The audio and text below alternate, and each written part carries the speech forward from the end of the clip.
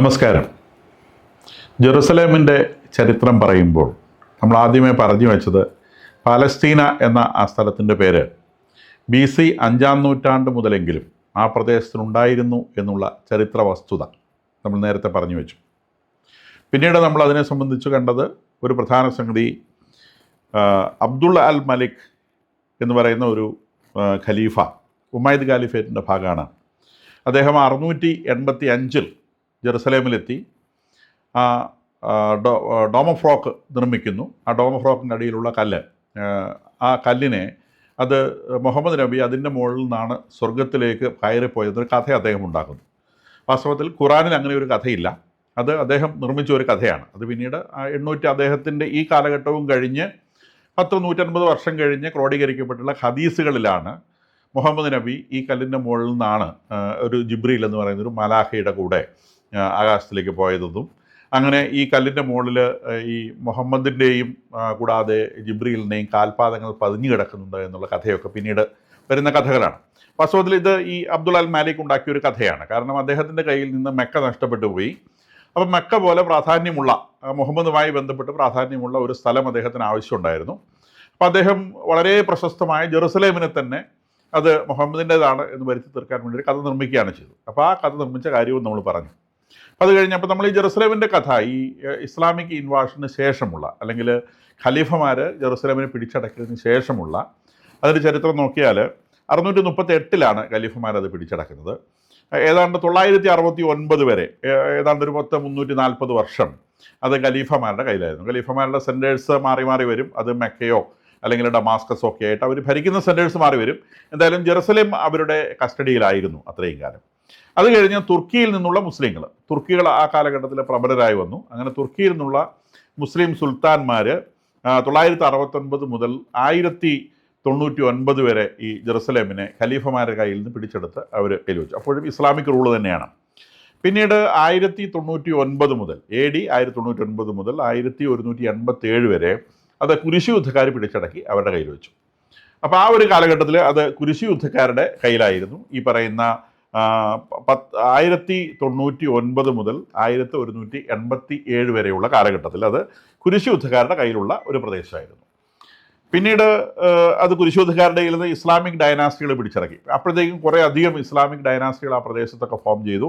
അപ്പോൾ വിവിധ ഇസ്ലാമിക് ഡൈനാസ്റ്റികളും സുൽത്താനേറ്റുകളുമായി 1187 മുതൽ 1517 വരെയുള്ള കാലഘട്ടം, ആ കാലഘട്ടത്തിൽ അത് ഡിഫറെൻ്റ് ഇസ്ലാമിക് ഡൈനാസ്റ്റികളുടെയും സുൽത്താനേറ്റിൻ്റെയും ഇടയിലായിരുന്നു.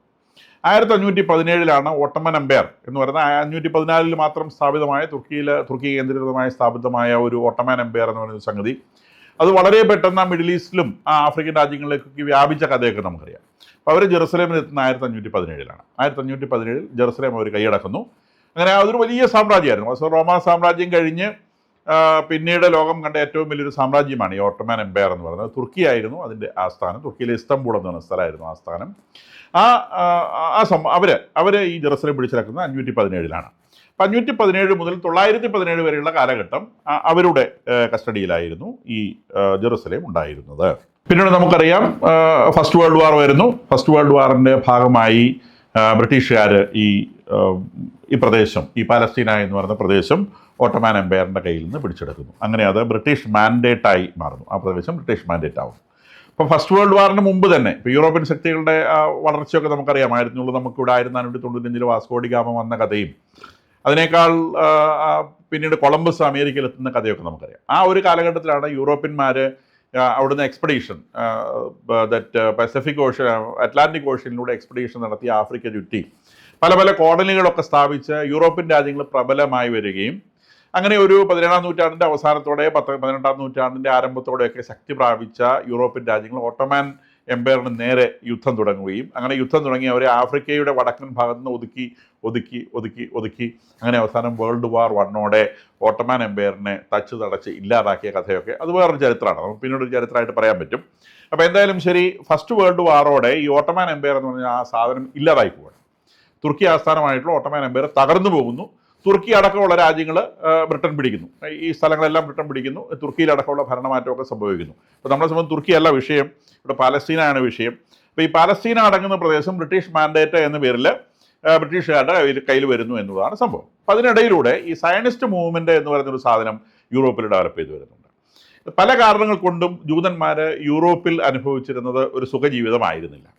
അപ്പം അതുകൊണ്ട് തന്നെ അവർക്ക് അവരുടെ ജന്മദേശം തിരിച്ചെടുക്കണം എന്നൊരാഗ്രഹം അവരുടെ എല്ലാ കാലത്തും ഉണ്ടായിരുന്നു. രണ്ടാം ദേവാലയം AD 70 റോമാക്കാർ തകർത്തതും അതിനുശേഷം പലപ്പോഴും ജൂതന്മാർ റബലിയൻ സംഘടിപ്പിച്ചു. AD 131 മുതൽ 35 വരെയുള്ള വലിയ റബലിയനും അതിനുശേഷം AD 600 വീണ്ടും ഒരു റബലിയനൊക്കെ അവർ സംഘടിപ്പിക്കുന്നുണ്ട്. പക്ഷേ എങ്കിൽ പോലും അവർക്ക് ഒരിക്കലും ഈ പറഞ്ഞ ജെറുസലേം അവർക്ക് തിരിച്ചു പിടിക്കാനൊന്നും സാധിച്ചില്ല. പക്ഷെ അവരുടെ എന്നത്തെ പ്രാർത്ഥനകളിലും തങ്ങൾക്ക് ജെറുസലേമിൽ തിരിച്ചെത്തണമെന്നും അവിടെ 3-ാം ദേവാലയം നിർമ്മിക്കണമെന്നുമുള്ള അവരുടെ പ്രാർത്ഥന, അത് എല്ലാ ദിവസവും അവരുടെ പ്രാർത്ഥനയാണ്. ആ പ്രാർത്ഥന അവർ മനസ്സിൽ കൊണ്ടു നടക്കുന്നു, ആഗ്രഹം മനസ്സിൽ കൊണ്ടു നടക്കുന്നു, തലമുറകൾ ഇത് കൈമാറുന്നു.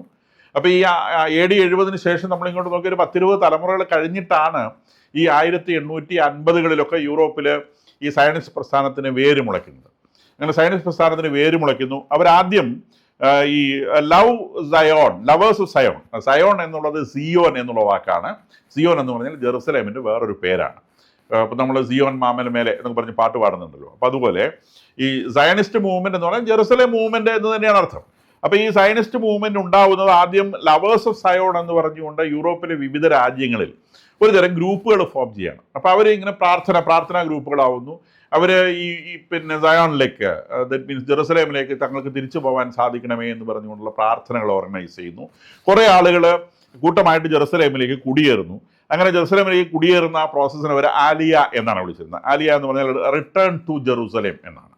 Return to Jerusalem. അപ്പോൾ റിട്ടേൺ ടു ജെറുസലേം എന്നുള്ള വാക്കിന് അവർക്ക് എക്സോഡസ്, പുറപ്പാടെന്ന് പറയുന്ന ഒരു സംഗതി, മോശയുടെ കാലത്ത് ഈജിപ്തിൽ നിന്ന് വന്ന ആ ഒരു കഥയുടെ പിൻബലം, പിന്നീട് ബാബിലോണിയൻസ് അവരെ കീഴടക്കിയതിന് ശേഷം, ബാബിലോൺ പ്രവാസത്തിന് ശേഷം അവർ ഏകദേശം ഒരു 50 വർഷം കഴിഞ്ഞ് തിരിച്ച് ജെറുസലേമിലേക്ക് വന്ന കഥ. അപ്പോൾ ഈ കഥയൊക്കെ അവരുടെ ഫോർഫാദേഴ്സ് പറഞ്ഞു കൊടുത്ത് ഇങ്ങനെ ഇൻസ്പയർഡ് ആയിട്ട് നിൽക്കുകയാണ്. അപ്പോൾ എന്നെങ്കിലും ഈ ജെറുസലേമിലേക്ക് തങ്ങൾക്ക് തിരിച്ചു പോകാൻ സാധിക്കുമെന്നും അങ്ങനെ 3-ാമത്തെ ദേവാലയം നിർമ്മിക്കാൻ കഴിയുമെന്നും അവരുടെ വിശ്വാസം അനുസരിച്ച് ഈ 3-ാമത്തെ ദേവാലയം നിർമ്മിച്ചാൽ മാത്രമേ മിശിഹായ്ക്ക് വരാൻ കഴിയുകയുള്ളൂ എന്നുള്ളതൊക്കെയുള്ള കാര്യങ്ങളുണ്ട്. അപ്പോൾ ഇതിനെ സംബന്ധിച്ചുള്ള വലിയ ആഗ്രഹത്തോടെ 1850-കളോടെ രൂപപ്പെട്ട ഒരു മൂവ്മെൻ്റ് ആണ് that Hovevei Zion, that means lovers of Zion എന്ന് പറയുന്നത്. ഇതിനെ പിന്നീട് ഒരു പൊളിറ്റിക്കൽ മൂവ്മെൻ്റ് ആക്കി മാറ്റുന്നത് തിയഡോർ ഹെർസി എന്ന് പറയുന്ന ഒരു ഹംഗറിക്കാരനാണ്. അദ്ദേഹവും ജൂ തന്നെയാണ്. യൂറോപ്പിലെ എല്ലാ രാജ്യങ്ങളിലും വന്ന് ധാരാളം ജ്യൂസ് പാർക്കുന്നുണ്ട്. ഈ തിയഡോർ ഹെർസി 1897 സ്വിറ്റ്സർലാൻഡിലെ ബേസൽ എന്ന് പറയുന്ന സ്ഥലത്ത് ഒരു മീറ്റിംഗ് വിളിക്കുന്നു. ഇങ്ങനെ ഈ ജെറുസലേമിലേക്ക് തിരിച്ചു പോകാനുള്ള താല്പര്യത്തോടെ വിവിധ യൂറോപ്യൻ രാജ്യങ്ങളിൽ സംഘടിപ്പിക്കപ്പെട്ടിട്ടുള്ള കൊച്ചു പ്രസ്ഥാനങ്ങളെ എല്ലാം കൂടി ചേർത്തുകൊണ്ട് തിയഡോർ ഹെർസി 1897 സ്വിറ്റ്സർലാൻഡിലെ ബേസൽ എന്ന് പറയുന്ന ഒരു സ്ഥലത്ത് ഒരു മീറ്റിംഗ് വിളിക്കുന്നു. ഇതാണ് ഈ സയനിസ്റ്റ് മൂവ്മെൻറ്റ് ഔദ്യോഗികമായിട്ടുള്ള ആദ്യത്തെ മീറ്റിംഗ്. ഇതിനെ പിന്നീട് സയനിസ്റ്റ് മൂവ്മെൻറ്റ് എന്ന് പേരിട്ട് വിളിക്കുകയാണ് ചെയ്തത്. സയനിസ്റ്റ് മീൻസ് ജെറുസലേമിലേക്ക് തിരിച്ചു പോകുന്നതാണ്. സയോൺ എന്ന് പറഞ്ഞാൽ ജെറുസലേം എന്നാണ്. അങ്ങനെ വിവിധ യൂറോപ്യൻ രാജ്യങ്ങളിൽ നിന്ന് ആളുകളെ സംഘടിപ്പിക്കുകയും അവർ 10,000-ഉം 20,000-ഉം 30,000-ഉം ആളുകളുടെ സംഘങ്ങൾ ജെറുസലേമിലേക്ക് കുടിയേറുകയും ചെയ്യുന്നതാണ് പിന്നീട് നമ്മൾ കണ്ടത്. അങ്ങനെ ഇവർ ജെറുസലേമിൽ അല്ലെങ്കിൽ ഈ പാലസ്തീന എന്ന് പറയുന്ന പ്രദേശത്ത് വരുന്നു. ജെറുസലേം വന്ന് അറബികൾ തിങ്ങിപ്പാർക്കുന്ന സ്ഥലമാണ്. അവിടെ അവർക്കധികം ഭൂമി വാങ്ങാൻ കിട്ടിയില്ല. അവർ കുറച്ചും കൂടി വടക്കോട്ട് ഗലീലി, ഇപ്പോഴത്തെ ടെല്ലവീവ്, ഈ പ്രദേശങ്ങളിലൊക്കെയാണ് അവർ ഭൂമി വാങ്ങിയത്. വാസ്തവത്തിൽ അന്ന് അവിടെ ഭൂമി ആർക്കും വേണ്ടാത്തൊരു സംഗതിയാണ്. പലപ്പോഴും ഭൂമിക്ക് ഉടമസ്ഥന്മാരുണ്ടായിരുന്നില്ല. ഇവർ വന്നപ്പോൾ ഞങ്ങളാ ഉടമസ്ഥൻ എന്നൊക്കെ പറഞ്ഞ് അറബികൾ അഭിനയിച്ച് ഇവരോട് വലിയ വിലയ്ക്ക് ഇത് വിൽക്കുകയാണ് ചെയ്തത്. അപ്പം അന്നത്തെ ചരിത്രമൊക്കെ വെച്ച് നോക്കിയാൽ അമേരിക്കയിൽ ഏറ്റവും റിച്ചായിട്ടുള്ള അഗ്രികൾച്ചറൽ ലാൻഡിന് കൊടുക്കേണ്ടതിൻ്റെ 10 ഇരട്ടി, അന്ന് ഏകദേശം ഒരു $100 ഏറ്റവും സൗകര്യമുള്ള അഗ്രികൾച്ചറൽ ലാൻഡുകൾക്ക് അമേരിക്കയിൽ വിലയുള്ളത്. അപ്പോൾ ഇവിടെ $1,500 കൊടുത്തിട്ടാണ് ഈ അറബികളുടെ കയ്യിൽ നിന്ന് ഈ സ്ഥലം വാങ്ങിക്കുന്നത്. അപ്പോൾ അറബികളെ സംബന്ധിച്ച് വലിയ പൈസ തീർത്തും അവിടെ താമസിക്കുന്ന ഈ ജെറുസലേം ഒഴികെ ബാക്കിയുള്ള സ്ഥലങ്ങളിൽ താമസിക്കുന്ന എല്ലാ അറബികളും ദരിദ്രനാരായണന്മാരാണ്. അവരെല്ലാം ഈ പശുക്കളെ ആടുകളെ പോയിട്ട് ജീവിക്കുന്ന മനുഷ്യരാണ്. അപ്പോൾ അവരെ സംബന്ധിച്ച് വലിയ തുക കിട്ടിയപ്പം തങ്ങളുടെ സ്വന്തമായിട്ടുള്ളതും തങ്ങളുടേതല്ലാത്തതും, ഈ സ്ഥലങ്ങൾക്കൊന്നും വലിയ രേഖയുടെ പ്രശ്നമൊന്നുമില്ല, എൻ്റേതാണെന്ന് ചൂണ്ടിക്കാണിച്ചതും ഒക്കെ ആയിട്ടുള്ള സ്ഥലങ്ങൾ ഇവരെ ജൂതന്മാർക്ക് വിൽക്കുകയാണ് ചെയ്തത്. പക്ഷേ ജൂതന്മാർ വന്നവർ ശ്രദ്ധിച്ചൊരു കാര്യം, അവർ സ്കാറ്റേഡ് ആയിട്ട് ഭൂമി വാങ്ങിക്കാതെ അവർ വാങ്ങിക്കുന്ന സ്ഥലങ്ങളൊക്കെ ഒന്നിച്ചൊന്നിച്ച് വാങ്ങിക്കുകയും അങ്ങനെ ഓരോ പ്രദേശങ്ങൾ പൂർണ്ണമായിട്ടും ജൂയിഷ് പോക്കറ്റുകളാക്കി മാറ്റുകയും ചെയ്തു. അപ്പോൾ വാങ്ങിയ സ്ഥലങ്ങളൊക്കെ അവർ ജൂയിഷ് പോക്കറ്റാക്കി. അപ്പം അവിടെ നിന്ന് പതുക്കെ അറബികളെ എക്സ്പെൽ ചെയ്തുകൊണ്ട് വളരെ ബുദ്ധിപൂർവ്വം അവർ വളരെ ഓർഗനൈസ്ഡ് ആയിരുന്നു. കാരണം അവരെ സംബന്ധിച്ച് ഈ പാലസ്തീന പ്രദേശം അവരുടേതാക്കണം എന്നുള്ള ലക്ഷ്യത്തോടെ തന്നെ അവർ വന്നതാണ്. അത് രക്തരൂക്ഷിതമായൊരു വിപ്ലവത്തിലൂടെയോ യുദ്ധത്തിലൂടെയല്ല, വില കൊടുത്ത് ഈ പ്രദേശം മുഴുവൻ വാങ്ങിക്കണം എന്നുള്ളതായിരുന്നു അവരുടെ താല്പര്യം. അങ്ങനെ അവർ വില കൊടുത്ത് ഈ പാലസ്തീന പ്രദേശം കുറേശ്ശെയായിട്ട് വാങ്ങിയെടുത്ത് ലക്ഷക്കണക്കിന് ഈ യൂതന്മാരെ യൂറോപ്പിൽ നിന്ന് ഇങ്ങനെ ഈ പാലസ്തീന പ്രദേശത്ത് നിന്ന് സ്കാറ്റേഡ് ആയിട്ടെത്തി. അപ്പോൾ വലിയൊരു സംഘം, ഫസ്റ്റ് വേൾഡ് വാർ നടക്കുന്ന സമയത്ത് വലിയൊരു ജൂയിഷ് പ്രസൻസ് ഈ പ്രദേശത്തുണ്ട് എന്ന് മനസ്സിലാക്കണം. അങ്ങനെ ഫസ്റ്റ് വേൾഡ് വാറിൻ്റെ സമയത്ത് 1917 ഈ ബാഫോർ ഡിക്ലറേഷൻ എന്ന് പറയുന്ന വലിയ ഒരു രേഖയുണ്ടാകുന്നത്. That British foreign secretary Arthur Balfour എന്ന് പറയുന്ന ആള് ലോർഡ് വാൾട്ടർ റോഡ്സ് ചൈൽഡ് എന്ന് പറയുന്ന ഒരു ജൂതനുമായി ഉണ്ടാക്കിയ ഒരു കരാറിൻ്റെ പേരാണ് ബാഫോർസ് ഡിക്ലറേഷൻ എന്ന് പറയുന്നത്. അപ്പോൾ ഈ കരാറ് പ്രകാരം ബ്രിട്ടനിൽ താമസിച്ചിരുന്ന ഇദ്ദേഹം ഒരു സയൻറ്റിസ്റ്റാണ്. ലോർഡ് വാൾട്ടർ റോസ്റ്റാർഡ് എന്ന് പറയുന്ന ഒരു സുവോളജിസ്റ്റാണ്. അദ്ദേഹം ഒരു സയൻറ്റിസ്റ്റാണ്. അദ്ദേഹം ഈ സയനിസ്റ്റ് പ്രസ്ഥാനത്തിലെ ഒരു അംഗം മാത്രമാണ്. അദ്ദേഹം അതിന് വലിയ ലീഡറൊന്നും ആയിരുന്നില്ല. പക്ഷേ അദ്ദേഹം വളരെ പോപ്പുലറാണ്. സയൻറ്റിസ്റ്റ് എന്ന നിലയ്ക്ക് പോപ്പുലറാണ്. നോബൽ ല്യൂറേറ്റ് അല്ല, പക്ഷേ അതിന് ഈക്വലൻ്റ് ആയിട്ട് വരുന്ന ഒരു സയൻറ്റിസ്റ്റാണ്. അപ്പോൾ ആ സയൻറ്റിസ്റ്റുമായിട്ട് ബന്ധപ്പെട്ട് അദ്ദേഹം ലോകപ്രശസ്തനായൊരു അല്ലെങ്കിൽ വെസ്റ്റേൺ വേൾഡിൽ വളരെ പ്രശസ്തനായ ഒരു വ്യക്തിയായിരുന്നു. അദ്ദേഹവുമായിട്ടാണ് ഈ ആർതർ ബാൾഫോർഡ് ഈ കരാറിൽ ഏർപ്പെടുന്നത്. ജൂതന്മാർക്ക് ഒരു ഹോംലാൻഡ് ഉണ്ടാക്കി കൊടുക്കാം എന്നുള്ളതായിരുന്നു ഈ കരാറിൻ്റെ അടിസ്ഥാനം. പാലസ്തീനായിൽ ജൂതന്മാർക്ക് ഒരു ഹോംലാൻഡ് ഉണ്ടാക്കി കൊടുക്കാം, ഇതാണ് ഈ കരാറിൻ്റെ അടിസ്ഥാനം. വാസ്തവത്തിൽ ഈ കരാർ ഉണ്ടാക്കുന്ന സമയത്ത് ഈ ബാഫോർഡിനെ ഈ ഫോറിൻ സെക്രട്ടറി നയിച്ച ചിന്ത എന്താണെന്ന് ചോദിച്ചാൽ, അമേരിക്കയിൽ വളരെ പ്രബലരായിട്ടുള്ള ജൂതന്മാരുണ്ട്. അപ്പം അമേരിക്കൻ ഭരണകൂടത്തിൻ്റെ മേലെ ജൂതന്മാർക്കുള്ള സ്വാധീനം ഇന്നുള്ളതിനേക്കാൾ കേമമായിരുന്നു അന്ന്. ഇന്നും വലിയ സ്വാധീനമാണ്, അന്നും വലിയ സ്വാധീനമുണ്ട്. അപ്പം ഈ ജൂതന്മാരുടെ ഈ വലിയ സ്വാധീനം ഉപയോഗിച്ച് അമേരിക്കയെ ഫസ്റ്റ് വേൾഡ് വാറിലേക്ക് കൊണ്ടുവരാം, അങ്ങനെ ബ്രിട്ടന്റെ ഭാഗത്ത് അമേരിക്കയെ നിർത്താൻ ഈ ജൂതന്മാരെ കൊണ്ട് സാധിക്കും എന്ന പ്രതീക്ഷയിലാണ് വാസ്തവത്തിൽ ബാഫോർഡ് ഈ ഡിക്ലറേഷൻ ഇവരുമായിട്ട് നടത്തുന്നത്. അദ്ദേഹത്തിന്റെ പൊളിറ്റിക്കൽ താല്പര്യം അതായിരുന്നു. ഈ ജൂതന്മാർക്ക് ഹോംലാൻഡ് ഉണ്ടാക്കി കൊടുക്കുക എന്നതിനേക്കാളേറെ ഈ ആർതർ ബാൾഫോർഡിന്റെ പൊളിറ്റിക്കൽ താല്പര്യം എന്ന് പറയുന്നത് ഈ അമേരിക്കയെ ഈ ഫസ്റ്റ് വേൾഡ് വാറിൽ ഇൻകോർപ്പറേറ്റ് ചെയ്യിക്കാൻ കഴിയുമോ എന്നുള്ള താല്പര്യമാണ് വാസ്തവത്തിൽ അതിനകത്ത് ഉണ്ടായിരുന്നത്. എന്തായാലും ഫസ്റ്റ് വേൾഡ് വാറിൽ അമേരിക്ക ഇൻകോർപ്പറേറ്റ് ചെയ്തില്ല.